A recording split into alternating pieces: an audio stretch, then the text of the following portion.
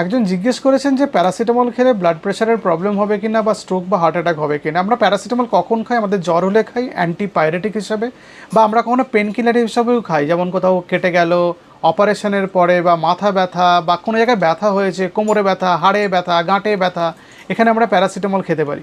Paracetamol খেলে আমাদের blood প্রেশারের প্রবলেম হওয়ার কথা না, বা স্ট্রোক বা হার্ট অ্যাটাকের প্রবলেম হওয়ার কথা না। কিন্তু প্যারাসিটামল বানাতে গেলে, যে ট্যাবলেটটা বানাতে গেলে সল্ট ইউজ করা হয়, তার মধ্যে অনেক সময় সোডিয়াম থাকে।